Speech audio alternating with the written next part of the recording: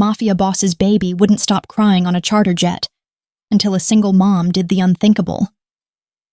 The baby's screams tore through the charter jet cabin like an air raid siren. Sharp, unrelenting, impossible to ignore. Every head in the luxurious space turned toward the source, then quickly looked away. Because the man holding that infant wasn't someone you stared at. Not if you valued your safety. Arden Horsley occupied his leather seat like a throne he'd conquered through blood. The tailored black suit stretched across shoulders built for violence. The crisp white shirt opened just enough to reveal dark ink crawling up his neck. Marks of a life most people only saw in movies. His hands, covered in intricate tattoos that disappeared beneath gold rings, gripped a bottle the baby refused. Those same hands had signed contracts worth millions, had broken bones, had ended lives. But right now, they were utterly useless. His jaw worked like he was chewing glass. The perfectly groomed beard did nothing to hide the tension radiating from every angle of his face. Dark eyes that normally calculated odds and identified weaknesses now held something completely foreign to a man of his reputation. Desperation. So raw it was painful to witness. The infant in his arms couldn't have been more than 2 months old. Face crimson from crying. Tiny fists beating against that expensive suit with the fury only a starving baby possesses. He didn't know his father controlled territories across 3 states. Didn't know men paid tribute just to breathe the same air. Didn't know his mother had died bringing him into this world just weeks ago, bleeding out before she could even hold him. The baby only knew hunger, and the absence of the warmth he'd briefly known before it vanished forever. "Sir." One of the 2 bodyguards seated nearby leaned in, voice low and careful. "We could divert. Land in—" "No." Arden's voice could have cut steel. "We stay on course." But the infant didn't care about flight plans or business in London that couldn't wait. His cries escalated, became something animal and desperate that made the flight attendants exchange worried glances from their stations. Arden had tried everything. 3 different bottles prepared exactly to the nanny's specifications. Pacifiers that got spit out with surprising force for someone so small. Rocking motions that felt awkward and wrong in arms, more accustomed to holding weapons than soothing children. Nothing worked. And Arden Horsley, who'd built an empire through calculated brutality, was failing at the one thing that actually mattered. 4 rows behind him, Candace M. Brown felt her body betray her. The moment those cries reached her ears, her breasts responded with a familiar ache. The letdown reflex that 2 months of grief hadn't managed to stop. She pressed a hand against her chest, feeling the dampness already seeping through the nursing pads she still wore beneath her simple black sweater. Her eyes squeezed, shut against the wave of pain that always came with that sensation. 2 months. It had been 2 months since she'd held Lily. 2 months since she'd gone to check on her sleeping daughter and found her cold, blue, gone in a way that defied every instinct screaming that babies don't just stop breathing for no reason. But they do. Sudden infant death syndrome, the doctors had called it, as if giving it a name made the nightmare more bearable. As if understanding the medical terminology brought her daughter back. Candace had been flying home from a grief support retreat in New York, trying to piece together a life that felt permanently shattered. She was a pediatric nurse, or had been, before loss made it impossible to return to the hospital, to watch other people's babies thrive when hers lay in a cemetery plot with a headstone that read, "Our little angel." The crying intensified, reaching a pitch that spoke of genuine distress. Candace felt tears burning behind her own eyes. She knew that sound, had heard it too many times in her years working the maternity ward. That was hunger. Primal, desperate, the kind that came when formula wasn't cutting it, and a baby needed something more fundamental. Her hands trembled against the armrests. This was insane. What she was thinking was completely insane. "Miss?" The flight attendant materialized beside her, concern etched across her professionally pleasant face. "Are you all right?" Candace looked up at her, then back toward where the crying originated, toward the dangerous man and his suffering child. "That baby," she heard herself say, voice barely steady. "He sounds... I'm a nurse. Pediatric. Maybe I could..." The attendant's expression shifted through several emotions. Relief, skepticism, something that might have been pity. "The passenger has been quite firm about refusing assistance, but if you think you can help, I suppose there's no harm in asking." Candace unbuckled her seatbelt before rational thought could stop her. Her legs felt unsteady as she followed the attendant down the aisle, her heart hammering harder with each step. She was still lactating, her body stubbornly producing milk for a baby who would never need it again. The engorgement was constant, painful, a biological reminder that grief couldn't touch. But she couldn't just offer to breastfeed a stranger's child. Could she? That was crossing every boundary, every social norm, every... Then she saw him. Arden Horsley looked like something out of a crime thriller, all sharp angles and controlled violence barely contained in designer clothing. His black hair was slicked back with precision, revealing a face that seemed carved from granite. Brutal cheekbones, a strong jaw darkened by that thick beard, and eyes so dark they looked black in the cabin lighting. Tattoos crept above his collar and across his knuckles, visible markers of a world most people never touched. Power rolled off him in waves. So did danger. Every survival instinct Candace possessed screamed at her to turn around, get back to her seat, pretend she'd never gotten up. But the baby in his arms looked so impossibly small against that broad chest. The infant's face was blotchy and red from crying, features scrunched in misery that twisted something deep in Candace's chest. "Sir?" The flight attendant's voice had gone careful, almost trembling. "This passenger is a nurse. She wondered if she might be able to help with..." Arden's gaze snapped to Candace, and the impact of it nearly knocked her backward. Those eyes stripped away pretense, saw through skin and bone straight into whatever made her tick. This was a man who'd made people disappear with a single word, who'd built an empire on the graves of his enemies. For 3 heartbeats, Candace forgot how to breathe. A nurse. His voice was gravel wrapped in silk, a slight accent lingering at the edges. Italian, probably, though Americanized by years stateside. He made it sound like an accusation. A test. "Pediatric," Candace managed, though her voice sounded far away even to her own ears. "I know that cry. He's hungry."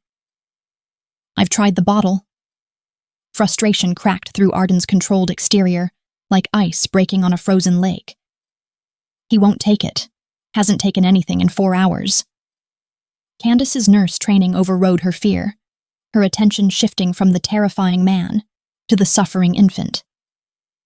"Some babies won't take artificial nipples," she said softly, taking another step closer despite everything screaming at her to maintain distance. Especially if they were breastfed initially. Was his mother able to? She hesitated, treading on painful ground. Something shifted behind Arden's eyes, a flash of such raw, devastating pain that Candace felt it like a physical blow. "She died." His voice had gone flat, emotionless in a way that suggested enormous emotion being forcibly contained. 9 weeks ago, childbirth complications. She held him once before she... He didn't finish. Didn't need to. The charter jet cabin seemed to contract around them. Candace's eyes burned with tears she couldn't shed. Her grief recognizing his, even as her medical training assembled the pieces. "Then he's probably rejecting the bottle because he's looking for something familiar," she whispered. "Something he associates with safety, with comfort." Their eyes locked. Candace watched the exact moment Arden understood what she was implying. His jaw tightened until she thought she could hear his teeth grinding. For a second, she was certain he'd order her away. Or worse. But then the baby let out another desperate wail, and something in the untouchable Mafia boss fractured. "Are you offering what I think you're offering?" His voice had gone dangerous, testing, as if he couldn't quite believe what he was hearing, but needed absolute clarity. Candace swallowed hard. Her throat felt like sandpaper. This was beyond insane. This was career-ending, boundary-obliterating, completely. The baby screamed again, and her body responded with another painful letdown. Milk soaking through the pads. Her daughter's milk, going to waste while this child starved. "I'm still producing," she admitted, her cheeks flushing hot with embarrassment and grief and something she couldn't name. "I lost my daughter 2 months ago. SIDS. My body I haven't been able to stop it. If you'd allow me, I could try." The silence that followed was deafening. Every passenger in the charter jet had gone quiet, sensing they were witnessing something profound, even if they couldn't understand exactly what. The bodyguards had gone rigid. The flight attendants stood frozen. Arden hoarsely stared at this woman. This stranger with blonde hair falling from a messy ponytail, exhaustion written in the shadows under her eyes, offering the most intimate gift one human could give another. And he felt reality shift. In his world, there were no gifts. Everything had a price. Every kindness concealed a knife. Trust was currency you couldn't afford to spend. But this woman's eyes held only compassion, and a grief that mirrored his own so perfectly it hurt to look at. The back cabin. He stood in one fluid motion despite the child in his arms. Decision made. "It's more private." Candace's heart hammered against her ribs as she followed him past the bodyguards, down the narrow aisle toward the rear of the charter jet. One of his men fell into step behind them. A silent shadow with dead eyes and a gun bulge under his jacket. This was real. This was actually happening. The back section of the jet was separated by a privacy curtain. A small cabin with facing leather seats and ambient lighting designed for closed-door negotiations. Arden pulled the curtain shut behind them, suddenly making the space feel impossibly intimate. He stood there, this massive, dangerous man, and for the first time since she'd approached him, hesitation flickered across his features.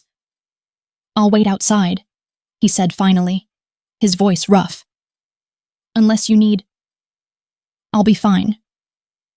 Candace reached for the baby, and her hands only shook a little. "What's his name?" "Michael." The word came out reverent and broken at once. "After my grandfather." Candace took the infant carefully, cradling his small, warm body against her chest. Michael's cries had diminished to hiccuping whimpers, as if some instinct told him relief was close. She looked up at Arden, at this man who'd just entrusted her with what was clearly his entire world, and she saw vulnerability so stark it stole her breath. "I'll take care of him," she promised. Arden's nod was sharp, controlled, military precise. Then he stepped back through the curtain, leaving her alone with his son. The moment he was gone, Candace felt the full weight of what she was about to do settle over her like a shroud. Her hands moved on autopilot. The muscle memory of 1,000 feedings she'd supervised in the NICU, of the brief 2 months she'd had with Lily before. She pushed the thought away and unbuttoned her sweater with the efficiency of someone who'd done this countless times before. The nursing bra came next, and then she was positioning Michael at her breast, supporting his tiny head the way she'd supported so many infants in her career. For a moment, nothing happened. Michael whimpered, turning his face against her skin, searching with those primal newborn instincts. Then he latched on, and Candace felt the familiar pull and release as he began to nurse. Tears streamed down her face silently as she looked down at the baby in her arms. He wasn't Lily. He would never be Lily. No one would ever be Lily again. But he was a child who needed comfort, who needed nourishment, who needed the one thing her body was still desperately trying to provide even though her daughter was gone. "It's okay, sweetheart," she whispered, stroking Michael's downy dark hair. "It's okay now." Outside the curtain, Arden Horsley stood with his tattooed fists clenched at his sides, his bodyguard maintaining a careful distance. And for the first time since Isabella had died in his arms, since he'd been handed a screaming infant and told, "This is your son," Arden felt something other than rage and helplessness. He felt hope. And that terrified him more than any enemy ever could. If you're hooked in, and you're ready to enjoy this story, click subscribe and let me know in the comments where you're watching from. Because tomorrow, I will be giving you another story, just as interesting as this one. And you don't want to miss it. Now, back to the story. The convoy of 3 black SUVs rolled through gates that looked like they belonged to a military base, not a home. 20-foot walls topped with cameras. Guards in tactical gear stationed at checkpoints. The kind of security that made it clear what went in, didn't come out unless someone very powerful said so. Candace sat in the middle vehicle, Michael asleep against her chest in a car seat they'd installed at the airport. She'd barely spoken since they'd landed. Barely processed that she'd agreed to this, to coming here, to whatever this was becoming. The jet had touched down on a private airstrip 2 hours outside New York. No customs, no questions. Just Arden's hand on her lower back, guiding her toward the waiting vehicles like she was something precious that might break. Now, as the SUV climbed a winding driveway through manicured grounds, Candace caught her first glimpse of the main house. Calling it a house felt wrong. This was a fortress dressed up as an estate. Stone and steel and glass, sprawling across the hilltop like a sleeping predator. Lights glowed from dozens of windows, warm and inviting in a way that contradicted the armed men patrolling the perimeter. The vehicle stopped beneath a covered portico.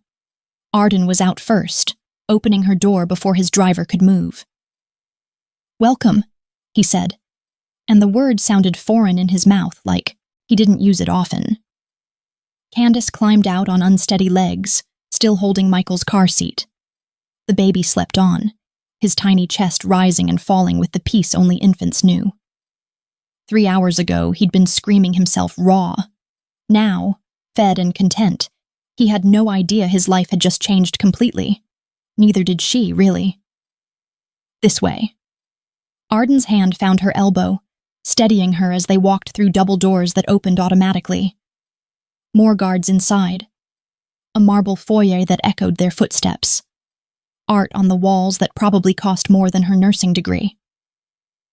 A woman emerged from a side hallway. 60-something. Gray hair pulled into a neat bun, wearing a simple black dress and an expression that had seen everything twice. "Maria," Arden said, "this is Candace Brown. She'll be staying in the West Wing, with the baby." Maria's dark eyes moved from Arden to Candace to the sleeping infant, and something flickered across her face. Understanding, maybe, or recognition of a situation she'd seen play out before. "Miss Brown," Maria said, her accent thick and musical. Italian, like Arden's hidden traces. "Welcome. I have your room prepared." Arden gestured them into what looked like a sitting room. Leather furniture. A fireplace that could fit a person. Windows overlooking grounds that disappeared into darkness. "The arrangement is simple," he said, his tone shifting into something clinical, businesslike. The vulnerability from the plane had been locked away behind the walls he wore like armor. "You'll stay in the West Wing, private suite, bathroom, everything you need. You'll have access to the nursery, obviously. And the kitchen, the library, the grounds during daylight hours." Candace nodded, still processing. Still feeling like she'd stepped through a doorway into another world. "You'll be compensated. Generously." He named a figure that made her breath catch. More than she'd made in 6 months as a nurse. "Once Michael transitions to formula, you're free to leave. Probably a week, maybe 2. "A week," Candace repeated, her voice sounding hollow. Maybe 2, Arden confirmed. Maria made a soft sound. Not quite disagreement, but close. When Candace glanced at her, the older woman's expression held something that looked disturbingly like pity. I'll show you to your room, Maria said gently. You must be exhausted. The West Wing was a separate world. Down a long hallway, through another security door that required a code, into a suite that made Candace want to laugh or cry or both. The bedroom alone was larger than her entire apartment. King-sized bed with linens that probably cost a month's rent. Sitting area with a couch and chairs. Bathroom with a tub big enough to swim in. And connected by a door, the nursery. Already set up with a crib, changing table, rocking chair, everything a baby could need times 10. The boss. He prepared this weeks ago, Maria said quietly. After the mother died, he knew he would need help. Candace set Michael's car seat on the floor carefully, then just stood there, overwhelmed. You need anything, you press this. Maria showed her a panel on the wall. Intercom buttons labeled kitchen, security, Maria's room. I'm just down the hall. You're not alone here, okay? Okay, Candace whispered. Maria hesitated at the door. Miss Brown, that timeline he gave you, 1 week, maybe 2. Yes? In my experience, nothing in this house ever goes according to plan. Then she was gone, the door closing with a soft click that somehow sounded like a cell locking. Candace stood in the center of her gilded cage and felt reality crash down. She'd agreed to stay in a Mafia compound with a man she didn't know, to nurse a baby that wasn't hers, to play house in a world where men carried guns and walls had cameras. Michael stirred in his car seat, making small sounds that meant he'd wake soon. Hungry again. Needing her again. She lifted him out carefully, cradled him against her chest, and carried him to the rocking chair by the window. The ground stretched out below, dark except for the paths of roving security lights. As Michael latched on and began to nurse, Candace finally let herself cry. For Lily, who should be in her arms instead. For the impossible situation she'd walked into. For the fact that this felt right and wrong and necessary all at once. The tears came silent and endless, dripping onto Michael's dark hair as he fed, oblivious to the grief of the woman keeping him alive. 3 days passed in a strange, suspended reality. Candace fell into a rhythm that felt both natural and completely surreal. Wake when Michael cried, feed him in the rocking chair while watching dawn break over the compound, sleep when he slept, exist in the bubble of the West Wing like the rest of the world had stopped mattering. Maria brought meals, asked gentle questions, told stories about Arden as a boy that felt like warnings wrapped in nostalgia. Arden himself was a ghost. Candace heard him sometimes, his voice carrying from other parts of the house. Saw him once from her window, walking the grounds with men who moved like soldiers. But he didn't come to the nursery. Didn't check on his son. Until the 4th morning, when Maria appeared at breakfast with a message. Mr. Horsley would like to see you, in his study, when you're ready. The words landed like stones in still water. Candace found herself standing outside a heavy oak door 30 minutes later, Michael asleep in Maria's arms back in the nursery. She'd changed into clean jeans and a sweater, pulled her hair back. Tried to look like someone who belonged in this world. She didn't. Come in. Arden's voice carried through the wood before she could knock. The study was exactly what she'd expected. Dark wood paneling, floor-to-ceiling bookshelves filled with leather-bound volumes, a massive desk that looked hand-carved, and the smell. Expensive whiskey. Gun oil. Old leather. The scent of power and violence.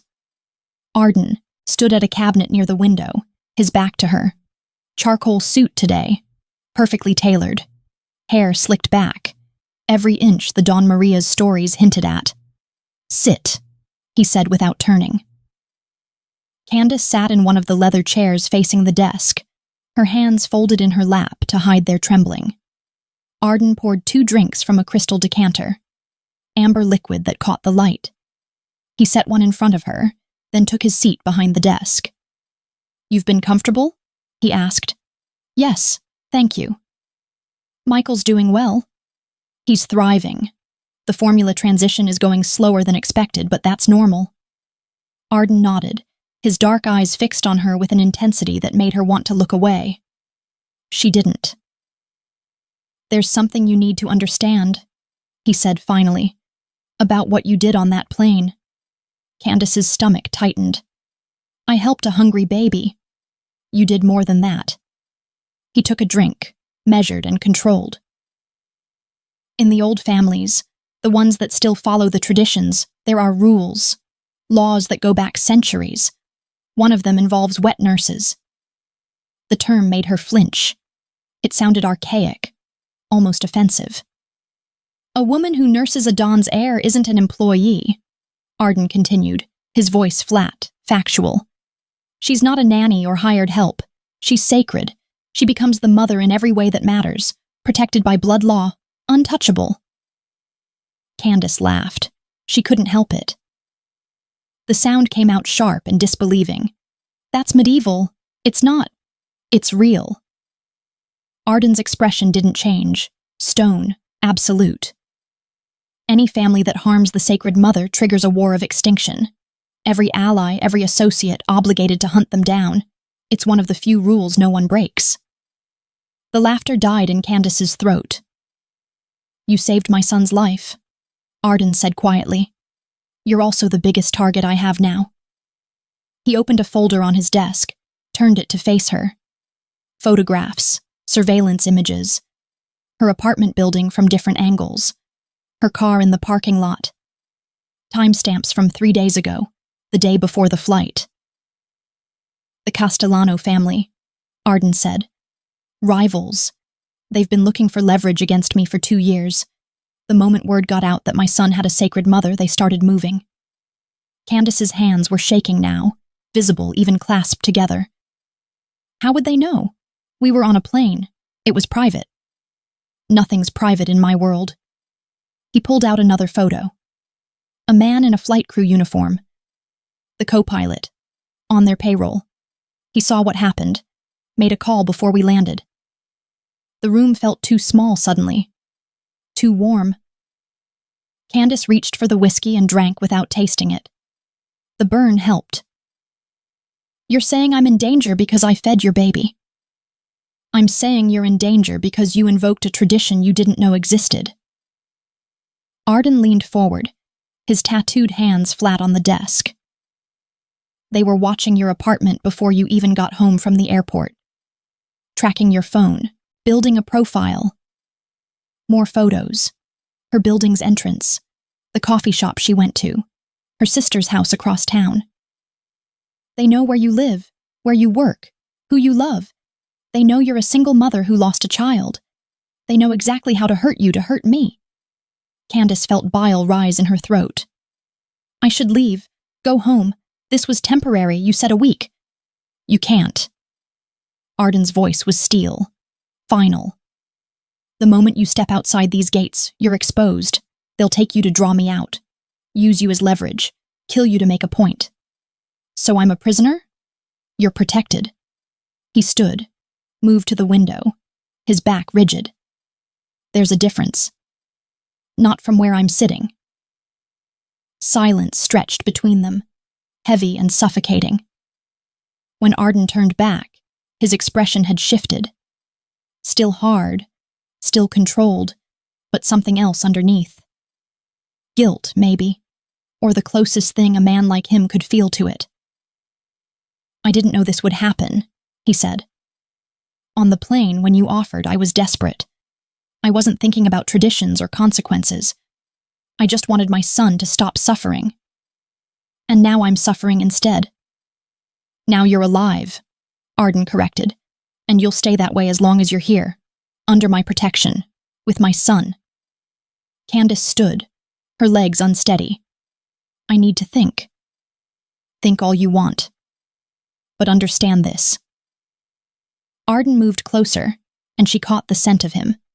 Expensive cologne over something more primal. You're not just Michael's nurse anymore. In the eyes of every family that matters, you're his mother. You're mine, and I protect what's mine. The words should have terrified her. Maybe they did. But they also landed somewhere deeper, in the place where grief and loneliness had been living since Lily died. I need to check on Michael, she said, moving toward the door. Candace. She stopped, hand on the doorknob. I meant what I said on the plane. You saved him. Whatever comes next, I owe you everything for that. She left without answering, closing the door on his words and the weight they carried. In the hallway, she pressed her back against the wall and tried to breathe. Sacred. Target. Mother. His. The cage had just gotten smaller, and the locks had just gotten stronger. Candace told herself it was temporary. A job. A transaction. Help the baby, collect the money, leave when it was safe. She told herself this every morning while Michael's tiny fingers wrapped around hers. Every afternoon when he'd fuss until he heard her voice. Every evening when he'd settle against her chest like he'd found home. She was lying to herself, and she knew it. Michael was breaking down every wall she'd built since Lily died. He'd started reaching for her.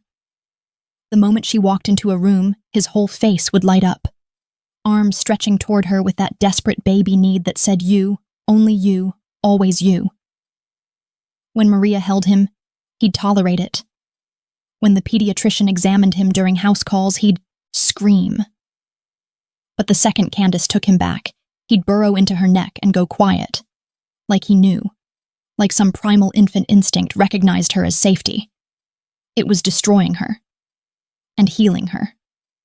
Both at once. She caught Arden watching sometimes. From doorways, through the nursery window, standing in the hallway like he didn't quite know if he was allowed to come closer. This hard man with violent hands and a reputation built on fear, hovering at the edges of his son's life like he might contaminate it if he got too close. The first time Michael smiled, really smiled, it was at Candace while she changed his diaper. A gummy, wide-mouthed grin that lit up his entire face. She'd looked up to find Arden in the doorway, just standing there, watching. He smiled, Candace said softly. Arden nodded, didn't come closer. First time? I think so. Something passed across his face. Pain, maybe, or regret. Then he was gone, footsteps echoing down the hallway. The nights were hardest. Michael still woke every 3 hours like clockwork. Candace would drag herself from bed, lift him from the crib, settle into the rocking chair by the window. Feed him while the compound slept around them. Just her and this baby and the darkness. She should have resented it. The exhaustion. The constant need. The way her body responded to his cries before her mind could catch up. But she didn't. Because in those quiet hours, she could pretend. Could let herself imagine this was her son. Her life. That Lily was just sleeping in the next room and this was somehow okay. The delusion never lasted past dawn. But for a few hours each night, she let herself have it. 2 weeks in, she found Arden in the nursery at 2 a.m. She'd woken to Michael fussing, pulled on a robe, and padded barefoot down the hall. The nursery door was cracked open, light spilling through. Arden stood over the crib, still dressed in his suit from whatever business had kept him out late. Just standing there. Staring down at his sleeping son like he was trying to solve an equation with no answer. Candace almost turned around. Almost left him to whatever private moment this was. But something in his posture stopped her. The way his shoulders curved inward. The way his hands gripped the crib rail like it was the only thing keeping him upright. He's perfect, Candace said quietly from the doorway. Arden didn't startle, didn't turn. His mother died hating me. The words fell into the dark room like stones into deep water. Candace stepped inside, closing the door softly behind her. Moved to stand on the other side of the crib, close enough to see Arden's face in the dim glow of the nightlight. He looked wrecked. Not the controlled Don from the study. Just a man carrying weight that might crush him. "It was arranged," Arden continued, his voice barely above a whisper. "The marriage, old family tradition. She was beautiful, educated, perfect on paper." He swallowed hard. "She hated every second of it. Hated me. Begged me to let her go, to let her leave, to give her an out." His hands tightened on the crib rail until his knuckles went white. "I told her after the baby came, after she gave me an heir, she could have her freedom. Divorce, money, whatever she wanted." His voice cracked. "She didn't make it 3 hours after delivery, bled out while they tried to save her. Her last words were cursing my name." Candace felt tears burn behind her eyes. For him. For the woman who'd died trapped. For Michael, who'd never know his mother. "Lily died in her sleep," she heard herself say. The words came without permission, pulled from the place she kept locked away. SIDS. No warning, no reason, just gone. Arden's eyes lifted to hers across the crib. "I checked on her every hour," Candace continued, her throat tight. "Every single hour. Set alarms. I was paranoid about it, about losing her. But that morning I was so tired, so exhausted from the night before, I slept past my alarm, 45 minutes late." The tears spilled over now, hot and silent. "When I went to check on her, she was cold, already gone. The doctor said it wouldn't have mattered, that SIDS happens in seconds, that nothing I did or didn't do would have changed it." She wiped at her face with shaking hands. "But I was late. I slept when I should have been watching. And she died alone." The silence that followed was heavy, suffocating, full of all the things neither of them could say. Arden moved first, not toward her but toward the window, staring out at the dark grounds like answers might be written in the shadows. "We're both guilty of the same crime," he said finally, "failing to save someone we should have protected." "We can't save him from everything," Candace whispered, looking down at Michael's sleeping form, "no matter how hard we try." "No." Arden's reflection in the window showed something raw and unguarded. "But we can try anyway."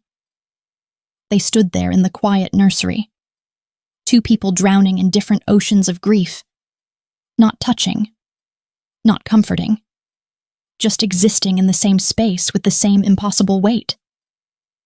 When Michael stirred, making soft sounds that meant he'd wake soon, Candace moved on instinct, lifted him gently, cradled him against her chest. He settled immediately, found her heartbeat and went still.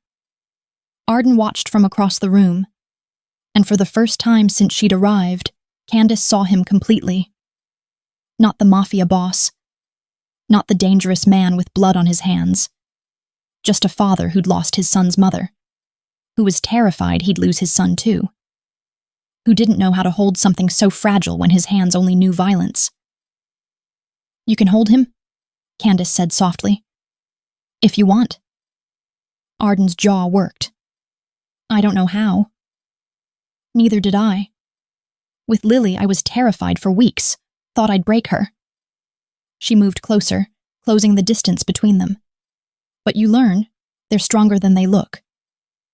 She held Michael out, an offering. Arden hesitated for 3 heartbeats.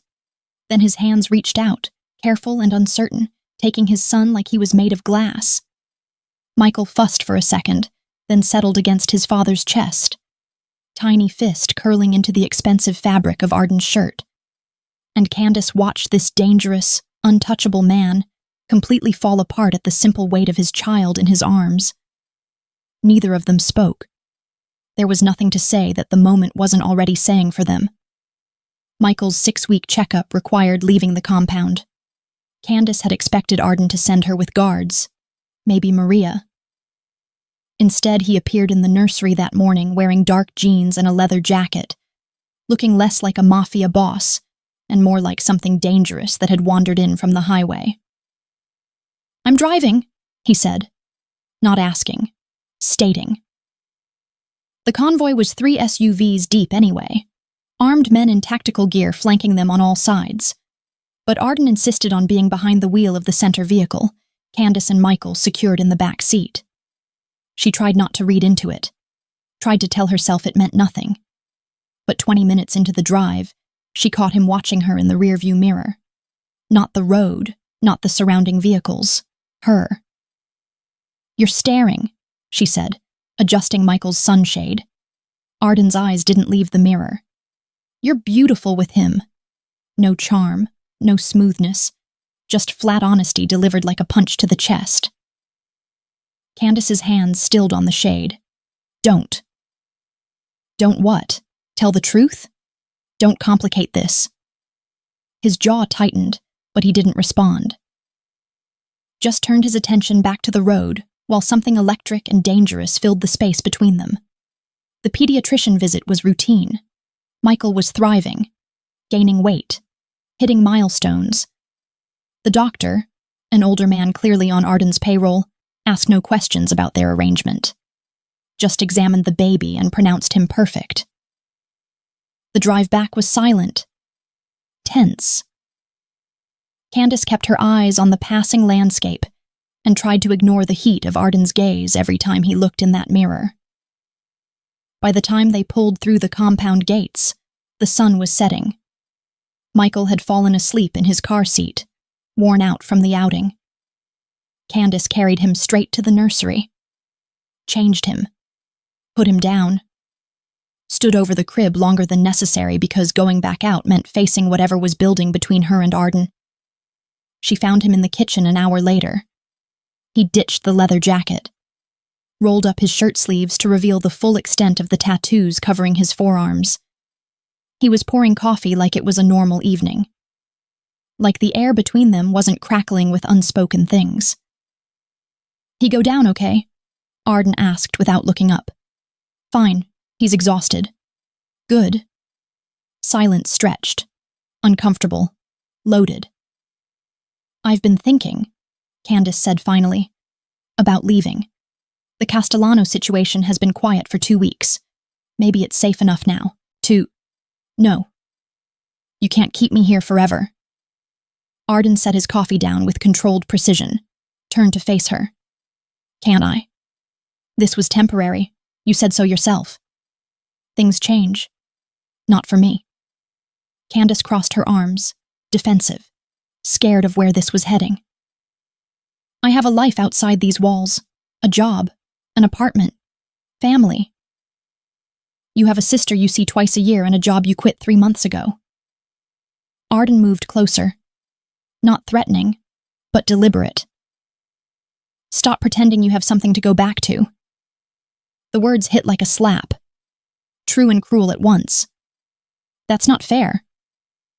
"None of this is fair." Another step. Close enough now that she could smell him. Leather and coffee and something darker. "You think you're protecting yourself by leaving, by running. You're just scared." "Of course I'm scared. I'm trapped in a compound with a man who..." "Who what?" Arden's voice dropped, dangerous. "Who saved you from grief counseling and empty apartments? Who gave you a reason to get up in the morning? Who gave you Michael? He's not mine. Isn't he?" Arden stepped into her space, forcing her back against the counter. "You feed him. Comfort him. He reaches for you like you're his whole world. What part of that isn't yours?" "Stop." Candace's voice cracked. "You don't get to..." "You think you're protecting yourself," Arden interrupted, his face inches from hers now. "You're just running from the only thing that's made you feel alive since you lost her." Candace's hand moved before her brain caught up. The slap cracked across his face, sharp and vicious.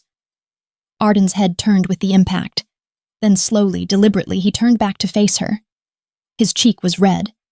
His eyes were black fire. And Candace couldn't breathe. She grabbed his shirt and pulled him down, crushing her mouth against his. The kiss was desperate, angry, grief-soaked and raw, everything they'd been circling for weeks exploding in one moment of complete surrender. Arden responded instantly. His hands found her waist, lifting her onto the counter, stepping between her legs, kissing her back with a hunger that matched her own. It wasn't gentle, wasn't tender. It was two broken people trying to feel something other than pain. Candace's fingers tangled in his hair. His beard scraped against her skin. She bit his lip hard enough to taste copper, and he groaned into her mouth like she'd given him oxygen. His hands moved to her thighs, gripping hard enough to bruise. She wrapped her legs around him, pulling him closer. Needed him closer. Needed to stop thinking and feeling and remembering. Candace. Her name was rough in his throat. A question and a prayer. She kissed him again instead of answering. Poured every complicated emotion into it. The grief, the fear, the desperate need to be wanted by someone who saw all her broken pieces and didn't look away. Arden's hands moved to her face, cradling it with surprising gentleness. The kiss shifted, deepened, became something more than anger and desperation. When they finally broke apart, both breathing hard, foreheads pressed together, the kitchen felt different. The world felt different. "This changes everything," Arden said quietly. Candace's hands were still fisted in his shirt. "I know. You can't leave now." "I know." His thumb traced her bottom lip, swollen from his kiss. "I meant what I said. You're beautiful with him. You're beautiful, period. And I'm done pretending I don't want this. Want you." Candace closed her eyes, felt tears leak from the corners. "I don't know how to do this, how to want something again." "Then let me show you." Arden kissed her softly this time, carefully, like she was something precious that might break. "Let me show you it's okay to feel alive." She opened her eyes, met his dark gaze, saw the same fear and hope and desperate need reflected back. "Okay," she whispered. And for the first time in months, Candace let herself want something, let herself feel something other than grief, let herself fall. Sunday morning felt almost normal. Michael in his high chair, banging a plastic spoon against the tray with the enthusiasm only a 7-week-old could muster. Candace at the stove, flipping pancakes while humming something she didn't remember learning. Arden at the kitchen table, tablet in hand, reading news like he was just another father starting his weekend. The morning light streaming through the windows was soft, warm, the kind that made everything feel safer than it was. Candace set a plate in front of Arden. Blueberry pancakes. His favorite, Maria had mentioned once. He looked up, surprised, and something in his expression made her chest tight. "Thank you," he said quietly. She was reaching for the syrup when the explosion hit. The blast wave shook the compound windows hard enough to rattle dishes in the cabinets. Michael started crying. Candace's hands flew to grip the counter, syrup bottle forgotten. Arden was on his feet before the sound finished echoing, his chair clattering backward. "Stay here." His voice had changed, gone cold and flat. The gentleman from breakfast vanishing like he'd never existed. He pulled his phone from his pocket. It was already ringing. "Talk." Arden's jaw was stone as he listened. "Which one? When?" His eyes cut to Candace, then away. "Casualties? Good. Lock it down. I want eyes on every approach. No one in or out." He ended the call. The phone rang again immediately. "What?" Another pause. His free hand curled into a fist. "The North Terminal 2? That's 3. 3 simultaneous hits." His accent was bleeding through now, the Italian edges he usually kept hidden. "Get me damage reports in 5 minutes, and find out who's still breathing on their side." Candace lifted Michael from the high chair, pressing him against her chest. His cries had turned to whimpers, like he could sense the shift in the air. Arden's phone rang a third time. He looked at the screen, and something dangerous flickered across his face. Castellano. he answered with venom, put it on speaker. Arden. The voice that came through was smooth, cultured, pleasant, like they were old friends catching up. Beautiful morning, isn't it? Say what you need to say, Vincent. I heard congratulations are in order. A new queen. How traditional of you. Vincent Castellano's voice dripped false warmth. The wet nurse arrangement. Very old school. I respect it. Candace felt ice slide down her spine. She has a name, Arden said quietly. Too quietly. I'm sure she does. Along with an apartment on 5th Street. A sister in Brooklyn. A coffee order at that little cafe on Maple. Vincent paused for effect. Oat milk latte, extra foam. Am I right? Arden's knuckles went white around the phone. Here's the thing, Arden. This sacred mother business, it's complicated. Puts everyone in an awkward position. So I thought we should discuss terms for her return to civilian life. Peaceful transition. No drama. Terms. Arden's voice could have cut glass. Very reasonable ones. Your northern territories, the port access, and that warehouse district you've been developing. Sign them over, and the girl goes back to her normal life. Unharmed, untouched. The silence that followed was suffocating. You don't have terms I'd accept, Arden said finally. Each word precise and lethal. Vincent's laugh came through the speaker. I was afraid you'd say that. Shame. She seems lovely from the surveillance photos. That blonde hair. Those sad eyes. It'll be a waste when... Arden ended the call. For 3 seconds he stood perfectly still. Then he was moving, all controlled violence and deadly purpose. Lock down, he barked into his phone. Full protocol. No one in, no one out. I want every man armed and at stations in 2 minutes. He paused. And get Maria. Now. He turned to Candace. The transformation was complete. This wasn't the man who'd kissed her in the kitchen last night. This was the Don who'd built an empire on blood. Pack a bag, he ordered. Not asked. Commanded. You and Michael, essentials only. You have 3 minutes. What's happening? Candace's voice shook. They just declared war. Arden moved to a cabinet, pulled out a handgun, checked the magazine with practiced ease. 3 of my warehouses, simultaneous strikes, precision timing. That's not a warning. That's an opening move. The panic room? You're going to the panic room until this is over. His eyes met hers, and for just a second, she saw fear beneath the ice. You and Michael stay there. Maria will be with you. You don't come out until I come get you, understand? Arden, do you understand? His voice cracked like a whip. Yes. Maria appeared in the doorway, already moving. Come, Miss Candace, quickly now. Candace started toward the nursery, Michael still crying against her shoulder. Arden caught her arm as she passed.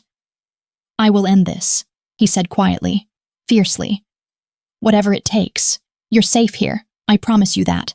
She wanted to believe him, wanted to feel safe. But as she followed Maria down the hallway, grabbing diapers and bottles and blankets with shaking hands, all she could think about was Vincent Castellano's voice. Casual, confident, oat milk latte, extra foam. They knew everything. Where she lived, what she ordered, how to hurt her. And the war had just begun. The compound alarms started blaring as Maria led them toward the basement. Red lights flashing. Armed men running to positions.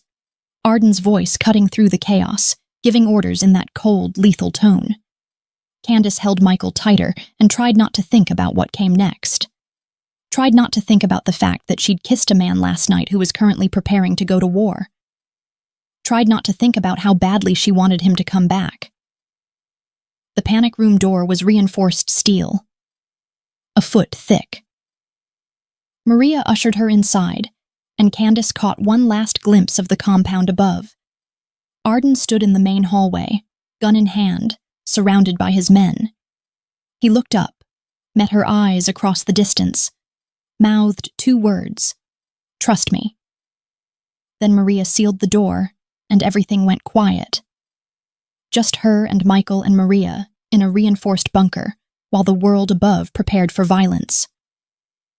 Candace sank into a chair, Michael finally settling against her chest, and waited for the war to find them. The panic room was exactly what it sounded like. A reinforced bunker 20 feet beneath the compound, concrete walls 3 feet thick, air filtration, water, enough supplies to last a month if necessary. Candace sat on a cot that felt more like a prison bunk, watching Michael sleep in the portable crib Maria had set up. The baby was oblivious, content. Safe in a way Candace couldn't feel no matter how thick the walls. Maria moved around the space with practiced efficiency, checking supplies, testing the security feeds mounted on the wall, acting like this was routine. Maybe for her it was. "How long?" Candace asked quietly, not wanting to wake Michael but needing to break the silence. "However long it takes." Maria didn't look away from the screens. "Could be hours, could be days." "And Arden? We'll do what he does best." Maria's voice was matter-of-fact. "Protect what's his." Candace hugged herself, suddenly cold despite the climate-controlled air. On the security feeds, she could see the compound above, empty now, the guards all deployed, the house dark except for emergency lighting. "He loves you, you know." Candace's head snapped toward Maria. "What?" The older woman finally turned from the screens. Her expression was soft, knowing. "Mr. Horsley, he loves you. I've known that boy since he was 12 years old. Watched him grow into what he became. Never once seen him look at anyone the way he looks at you. You're wrong. This is just... It's complicated. The situation, Michael, I'm not wrong." Maria sat on the cot beside her, took her hand with surprising gentleness. "I've been in this family 40 years. I know what love looks like in men who don't know how to show it. And he loves you. Completely." Candace felt tears burn. "He barely knows me?" "He knows enough. Knows you saved his son. Knows you cry at night when you think no one hears. Knows you hum the same song when you're nervous." Maria squeezed her hand. "Knows you're the first thing that's made him feel human in 10 years. Before Candace could respond, movement on the security feed caught her eye. Arden appeared on screen, surrounded by 20 armed men, all in tactical gear, all carrying weapons that looked military grade. He stood at the compound gates, giving orders Candace couldn't hear. Then he climbed into the lead SUV, and the convoy rolled out, heading to war. "Where's he going?" Candace's voice cracked. "To end this." Maria's tone was grim. "One way or another." The hours crawled. Candace tried to sleep but couldn't. Tried to eat, but her stomach rejected it. Just sat there watching the empty compound on the screens, while Maria prayed quietly in Italian. Michael woke once, fussy and hungry. Candace fed him in the red-tinted darkness, rocking him gently, singing that song Maria said she hummed. Tried not to think about Arden out there somewhere. Tried not to imagine what ending this actually meant. 3 hours in, the power cut. 1 second, the screens were live. The next, black. The overhead lights died. Emergency lighting kicked in immediately, bathing everything in crimson. Maria was on her feet instantly. "That shouldn't happen. The bunker has independent power." Candace stood too, Michael against her shoulder. "What does it mean?" "It means..." The bunker door sparked.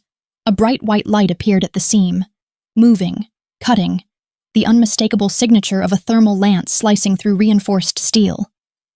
"No." Maria's face went pale. "That's impossible. No one knows about this room except... They found us." Candace's blood turned to ice. "How did they find us?"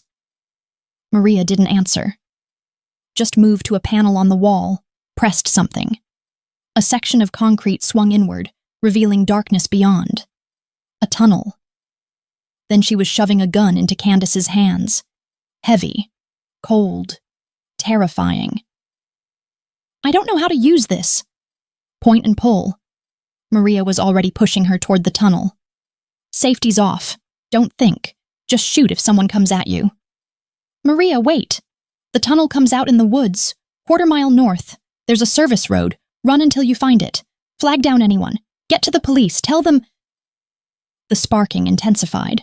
The door was glowing red now. Whoever was cutting through was almost done. I can't leave you. Candace's voice broke. Yes, you can. Maria physically pushed her into the tunnel, handed her a flashlight. I'm too slow. I'll buy you time. No, Maria, please. He loves you. Maria's eyes were fierce, certain. And you love that baby. So you run, and you don't look back. You keep Michael safe. That's all that matters now. Maria, go! Maria shoved her hard. Candace stumbled backward into the tunnel, Michael wailing against her chest. The last thing she saw before Maria sealed the tunnel door was the older woman taking position beside the bunker entrance, shotgun raised, face calm, ready. The bunker door fell inward with a deafening crash. Shadows poured through. Men, guns, violence. Maria fired. The tunnel door slammed shut, cutting off the sound of gunfire, cutting off everything. Candace stood in complete darkness, Michael screaming, the flashlight shaking in her hand, along with the gun she didn't know how to use. Behind her, through 3 feet of concrete, she could hear muffled shots, shouting. Maria buying time with her life. I'm sorry, Candace whispered to the sealed door, to Maria, to everyone. I'm so sorry. Then she turned and ran. The tunnel was narrow, rough concrete. She had to bend to keep from hitting her head. Michael strapped to her chest in the carrier, screaming his terror into the darkness. Her lungs burned, her legs screamed. The gun was dead weight in one hand, the flashlight barely cutting through the black. But she ran. Because Maria had told her to run. Because Arden was out there fighting. Because Michael needed her alive. The tunnel felt endless. Every step echoing, every breath too loud. Any second she expected to hear footsteps behind her. Shouting, gunfire. But there was only her ragged breathing, and Michael's cries, and the slap of her feet on concrete. When she finally hit the exit door, she nearly collapsed with relief. It opened onto darkness. Trees. The smell of earth and night air. Candace burst out into the woods, stumbling over roots, branches catching at her clothes. Michael's cries were a beacon for anyone listening. She had to get him quiet, had to move faster, had to... Flashlights, in the trees ahead. Multiple beams cutting through the darkness.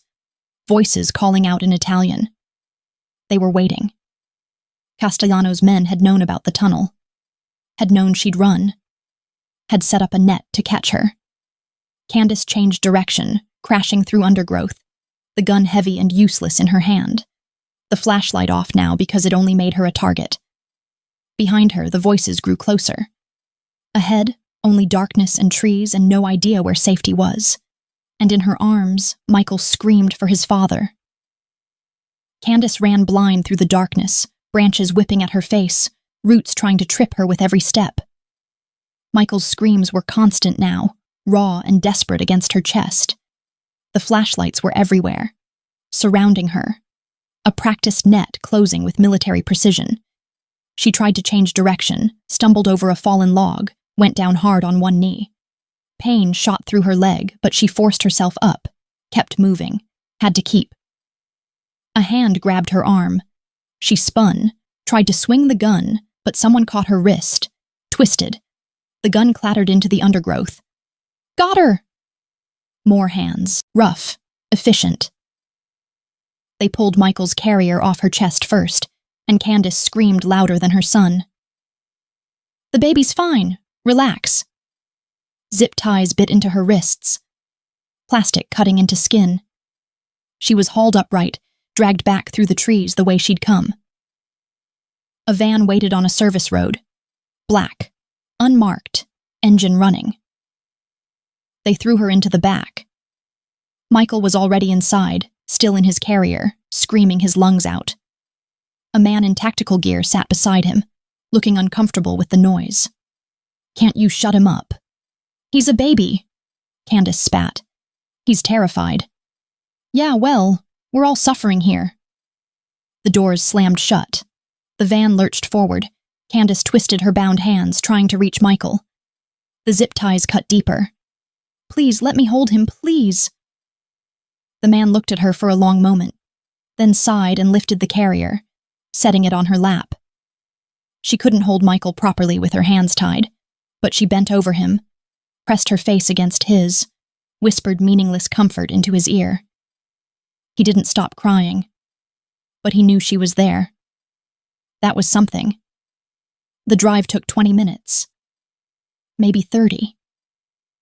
Candace lost track of time in the darkness, focused only on Michael and the terror clawing at her throat. When the van stopped, they were somewhere that smelled wrong. Rust and standing water. Industrial decay. The doors opened onto a warehouse. Empty except for a few folding chairs, a metal table, and portable lights casting harsh shadows across concrete floors. And a man in a suit that probably cost more than her car. Vincent Castellano was older than she'd expected. Late 50s, maybe 60. Silver hair, perfectly styled, distinguished. He looked like he should be running a Fortune 500 company, not ordering kidnappings. He smiled when he saw her. Warm, almost grandfatherly. It was the most terrifying thing she'd ever seen. "Miss Brown." He gestured for his men to bring her forward. "Welcome. Please sit." They forced her into one of the folding chairs. Michael's carrier sat on the floor beside her, the baby's cries echoing off the warehouse walls. Vincent circled her slowly, studying her like she was a painting he was considering purchasing. "You're not what I imagined," he said finally. "When Arden Horsley takes a sacred mother, I expect more. A Mafia princess, designer clothes, that untouchable confidence." He gestured at her disheveled appearance. Torn jeans, dirty sweater. Spit up on her shoulder from Michael's earlier feeding. "This is almost disappointing." Candace lifted her chin, refused to look away. "Sorry to ruin your fantasy." Vincent laughed, genuine amusement lighting his face. "Oh, I like you. Spirit. I see why he chose you." He pulled over another folding chair, sat facing her. Close enough that she could smell his cologne. Expensive.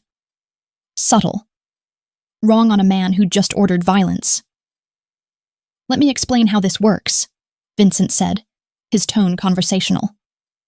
"Pleasant. In a few hours, Arden will receive a call. He'll be told his sacred mother and his son are alive. For now. In exchange for their continued well-being, he'll sign over his territories, his operations, his assets, everything. He won't do it." "Oh, he will." Vincent's smile never wavered. "Because men like Arden Horsley, they build empires on violence, but they crumble when something soft gets threatened, when something precious is at risk." He leaned forward.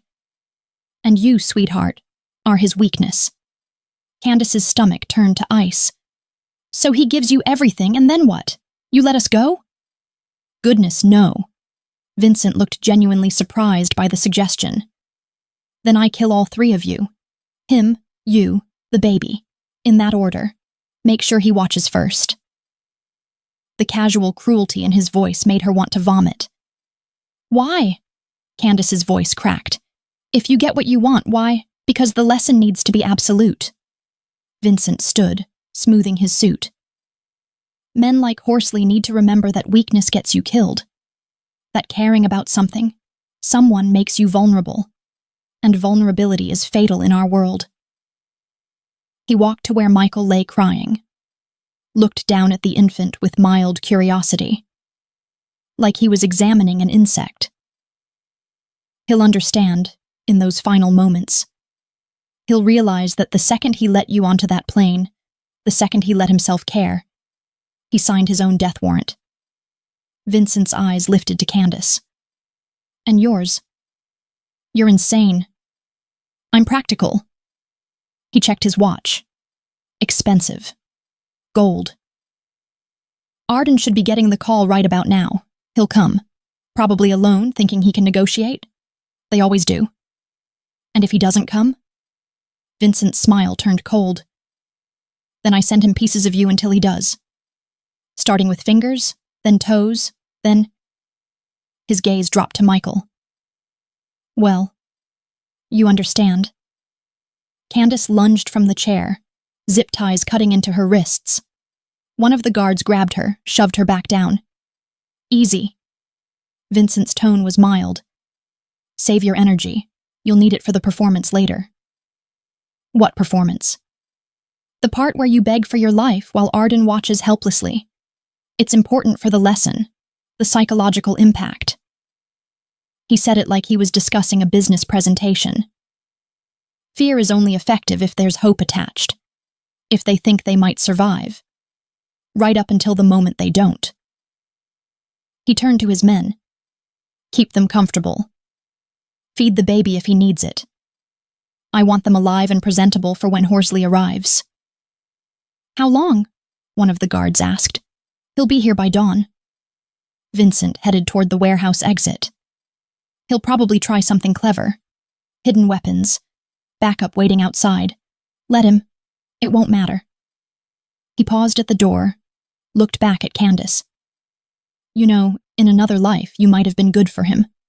Might have actually saved him from himself. But this life? He shook his head. This life, you're just the thing that gets him killed. Then he was gone, leaving Candace zip-tied in a folding chair with a crying baby, and armed men who wouldn't meet her eyes.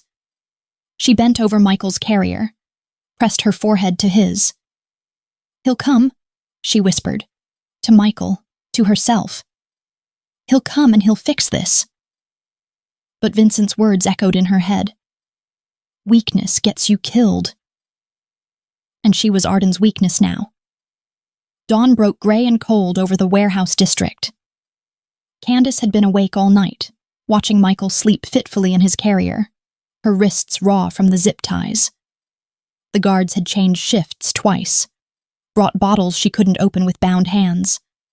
One of them had cut her ties long enough to feed Michael, then secured her again the moment he was done. Now, as pale light filtered through the high windows, Vincent Castellano returned. He's here, Vincent announced, straightening his tie. Right on schedule, alone as predicted. He smiled at Candace. Love makes men so beautifully stupid. The warehouse door opened. Arden walked in like he was entering a boardroom.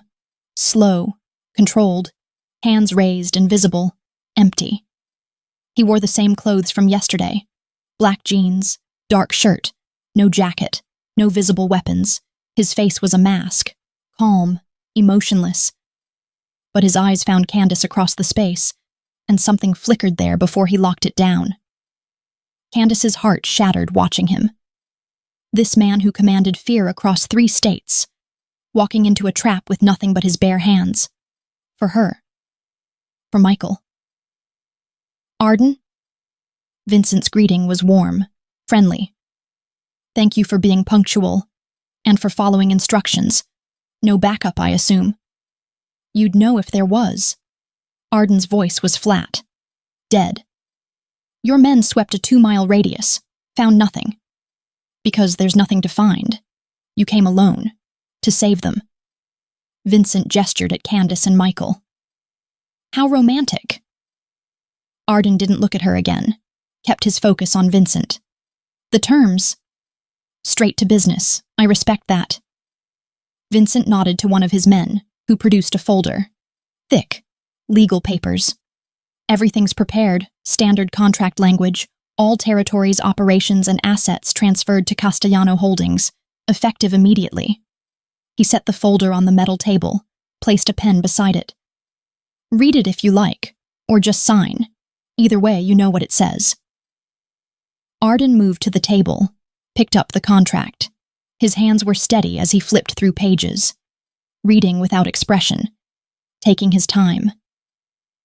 Candace watched him, trying to understand, Was he stalling? Looking for an opening? Or had he really come here to surrender everything? 5 minutes passed in silence. Then Arden set the papers down, picked up the pen. "The woman and child leave alive," he stated. Not a question, a demand. "Unharmed, that's the deal." Vincent laughed, genuine amusement that echoed off the concrete. "Of course, Arden. You have my word." They both knew he was lying. Arden signed anyway. Every page, every initial, every line that gave away his empire. He did it without hesitation, without emotion, like he was signing a receipt. When he finished, he set the pen down. "It's done." "So it is." Vincent picked up the contract, examined the signatures with satisfaction. "You've just made me a very rich man, Arden, richer than I already was." He folded the papers carefully. "Your grandfather would be ashamed." "My grandfather's dead." Arden's voice was empty. "Along with everyone else I've ever cared about, except them." His eyes cut to Candace and Michael. "Let them go." "In a moment."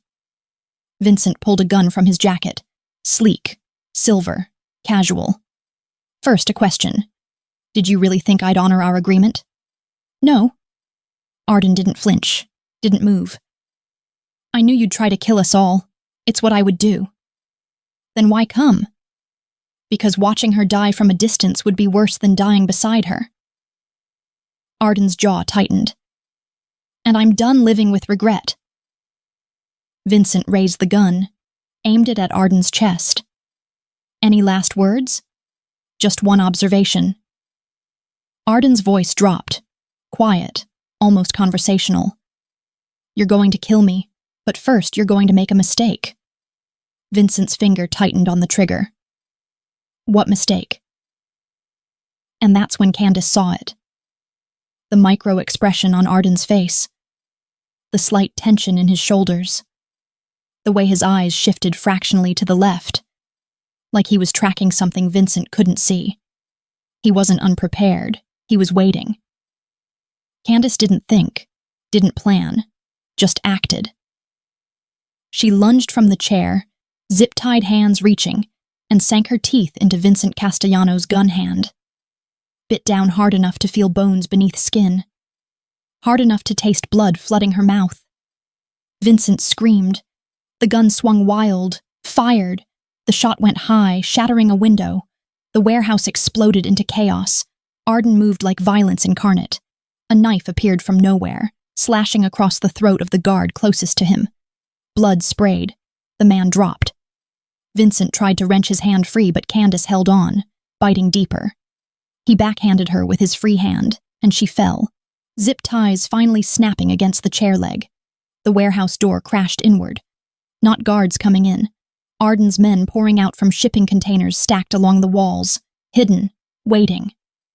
Gunfire erupted, deafening in the enclosed space. Muzzle flashes strobing the dim light. Candace crawled toward Michael's carrier, covering it with her body. The baby was screaming, terrified by the noise. Someone grabbed her shoulder. She spun, ready to fight, and found Arden, blood on his face, gun in one hand, knife in the other. "Stay down," he ordered, positioning himself between her and the chaos. A Castellano soldier broke through, weapon raised. Arden shot him twice. Center mass. The man crumpled. Another came from the left.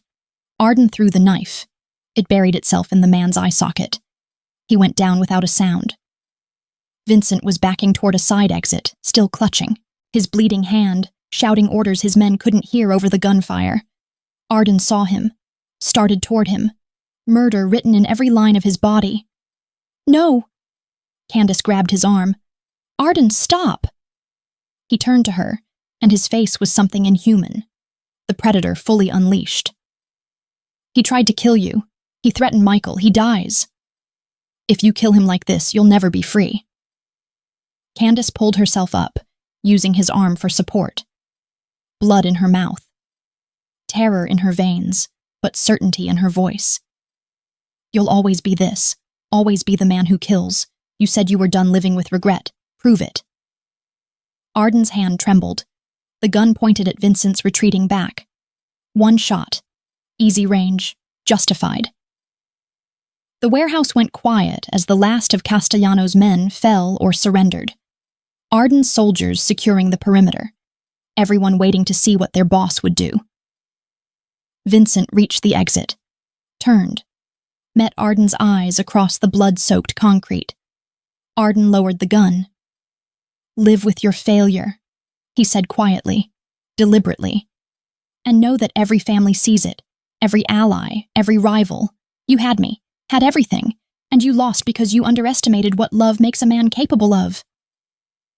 He turned his back on Vincent Castellano. The ultimate insult in their world. "If I see you again," Arden continued, not looking back, "I won't be this merciful." Vincent fled through the exit. Wounded, defeated, alive. Arden dropped to his knees beside Candace, pulled her against him with shaking hands. "Are you hurt?" "No. Scared, but not hurt." She was crying now, couldn't stop. "Maria, alive, in the hospital, gunshot wound but stable." His arms tightened around her. "I'm sorry. I'm so fucking sorry. I should've—" "You came." Candace pulled back, looked at his face. "You traded everything, your empire, your life, for us." "Not everything." Arden's hand moved to cradle Michael, still screaming in his carrier. "I kept what mattered." The shipping containers exploded outward like mechanical flowers blooming violence. Arden's men poured out from every angle, 20, 30, more. They'd been there the whole time, hidden in plain sight, waiting for the signal that never came because Candace had already given it when she bit down. The gunfight was brutal and immediate, close quarters, no room for strategy, just survival. The air went thick with cordite, screaming. The wet sounds of bodies hitting concrete. Muzzle flashes strobed the warehouse like a nightmare disco. Candace stayed low over Michael's carrier, making herself a shield. Her ears rang from the first volley. Blood sprayed across her face, hot and copper-tasting. Not hers, someone else's. A Castellano soldier fell 3 feet away, eyes still open, chest blooming red. She couldn't look away. Couldn't process. Could only hold Michael and pray. Arden moved through the chaos like he was born for it. A knife appeared from his boot, wicked and familiar in his hand. The first soldier who reached him took the blade across the throat. Arterial spray painted the floor. The second one got the knife in the gut. Arden twisted, pulled it free, let the man drop. Then he was there, cutting through her zip ties with bloodied hands.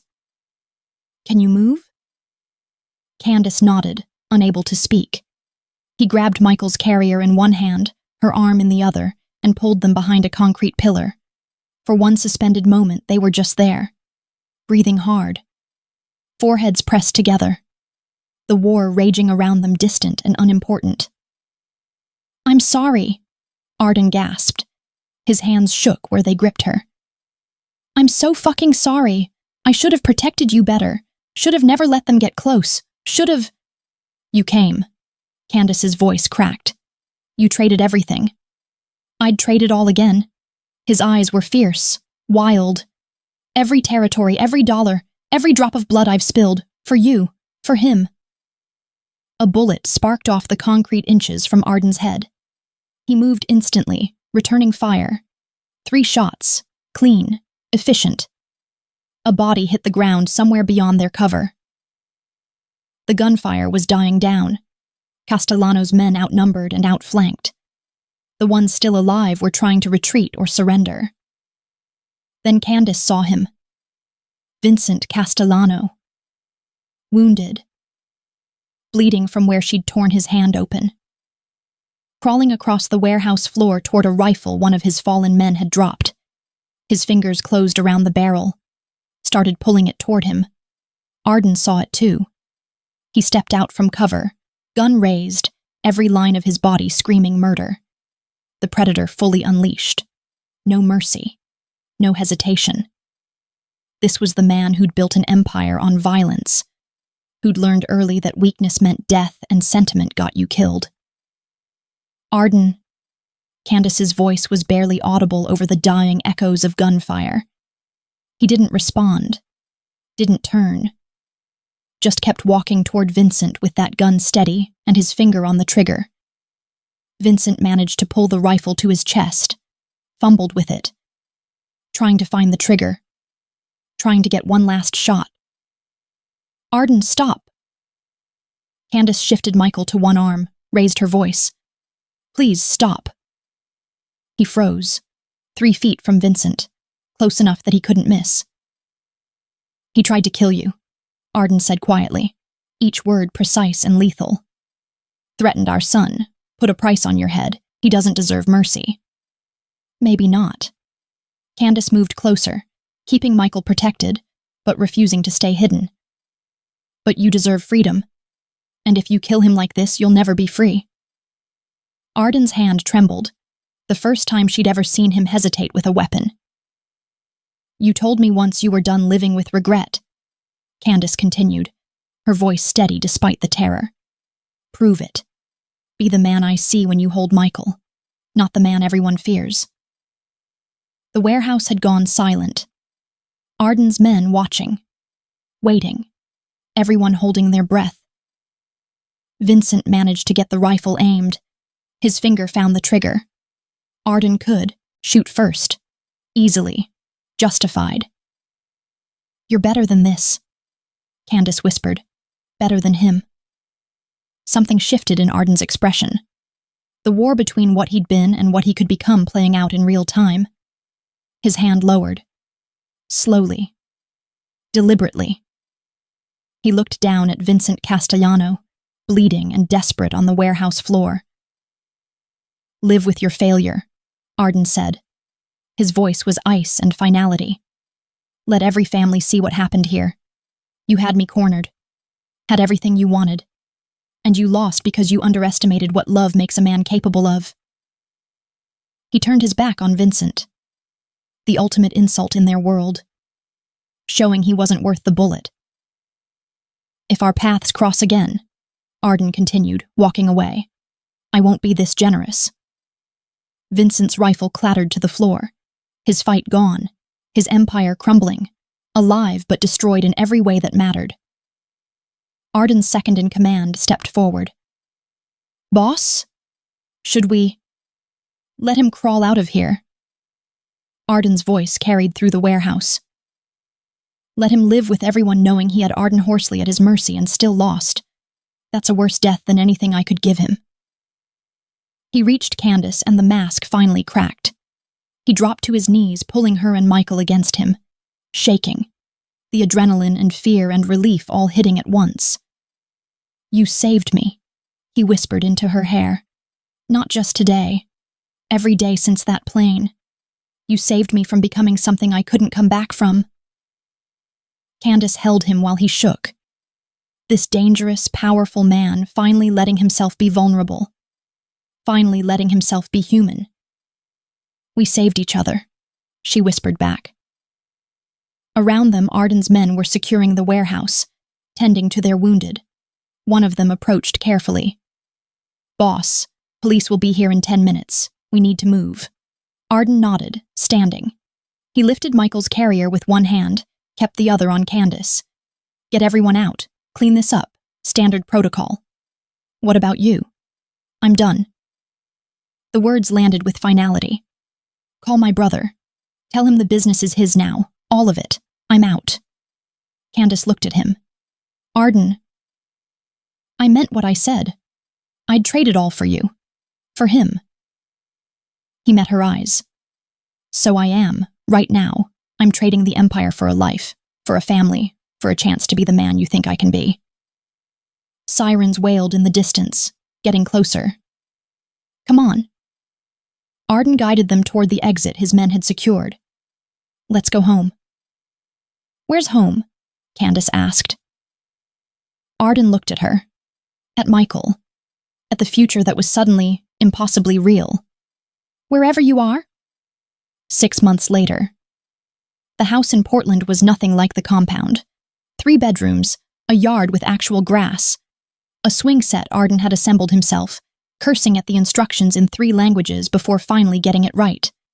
The neighbors waved, asked about the weather, complained about property taxes. They knew nothing about the past, nothing about empires built on blood or warehouses full of violence. They knew Arden as the quiet guy in flannel who pushed his kid on the swings every morning. The one with the tattoos and the accent who was always polite, but never quite friendly.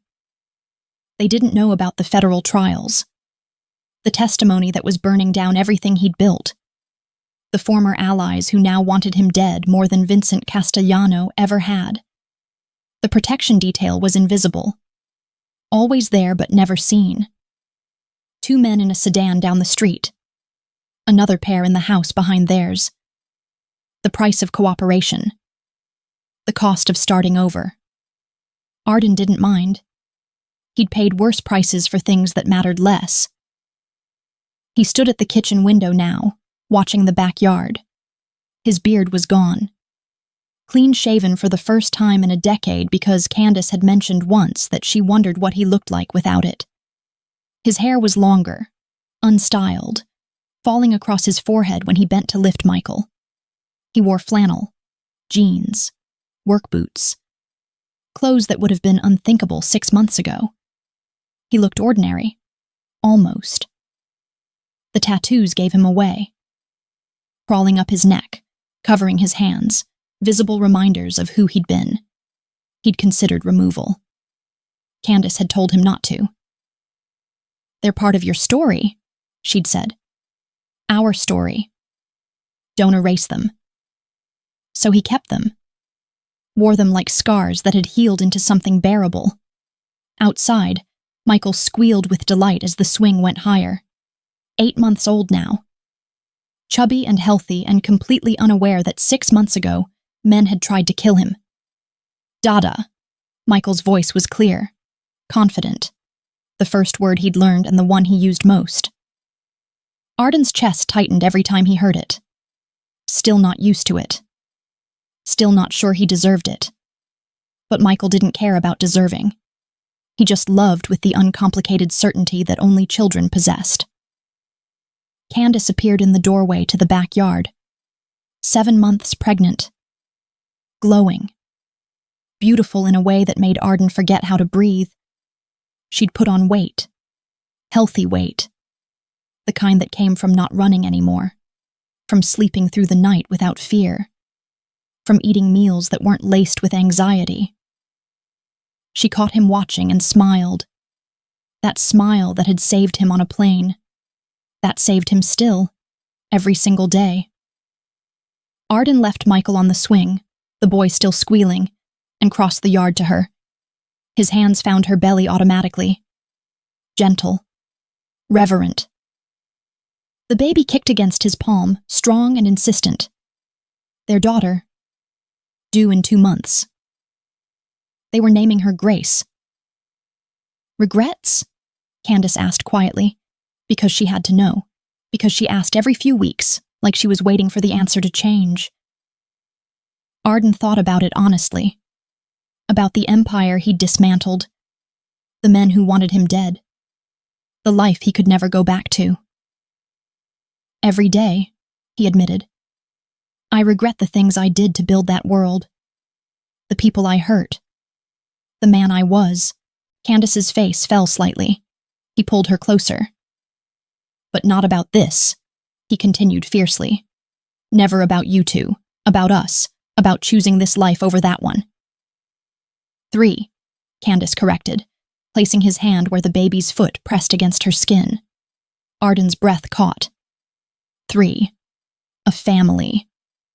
Something he'd never thought he'd have. Never thought he deserved.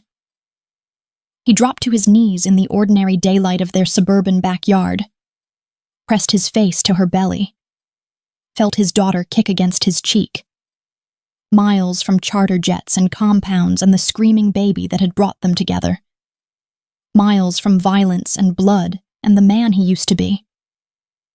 Candace's fingers threaded through his hair, gentle, grounding. Her phone buzzed in her pocket. She pulled it out, smiled at the screen. "Maria," she said. Video call. They went inside. Michael saw the phone and reached for it immediately, babbling excitedly. Maria's face filled the screen, older but healthy. Alive. The gunshot wound had healed, leaving her with a scar she wore proudly, and a settlement that had set her up in a beachfront condo in Florida. Mio bambino! Maria cooed at Michael, who pressed his hands against the screen. She switched to Italian, rapid-fire affection that made Michael giggle even though he didn't understand the words. Arden stood behind Candace, his arms around her, his chin on her shoulder, watching his son interact with the woman who'd saved their lives, feeling his daughter kick between them, holding the woman who'd given him a reason to be better. I love you, he said quietly. Words he'd learned to speak in this new life, words that used to feel foreign in his mouth. You saved me on that plane. Not just Michael. Me. Candace tilted her face up to his. Her eyes held everything. All the grief they'd carried. All the healing they'd found. All the future they were building. We saved each other, she whispered. Outside, the Portland rain began. Soft. Cleansing. Washing the windows in sheets of gray. Michael pointed at it, delighted. Rain! His new word. His new obsession. Maria laughed through the phone. Candace leaned back into Arden's arms, and Arden Horsley, former Don, current federal witness, father, and husband, closed his eyes and let himself be grateful. For the rain, for the ordinary house, for the woman in his arms and the children who called him Dada, for the life he'd found when he'd finally stopped running from everything soft, for the moment on a plane when a stranger had offered impossible kindness and changed everything. The rain fell harder, washing everything clean, making everything new. And for the first time in his life, Arden felt free. Thank you for watching this story to the end. If you enjoyed this story, you will surely love the next one. It's as crazier and more intriguing as can ever imagine. So do check it out. Click on the image showing on your screen right now to watch the next one.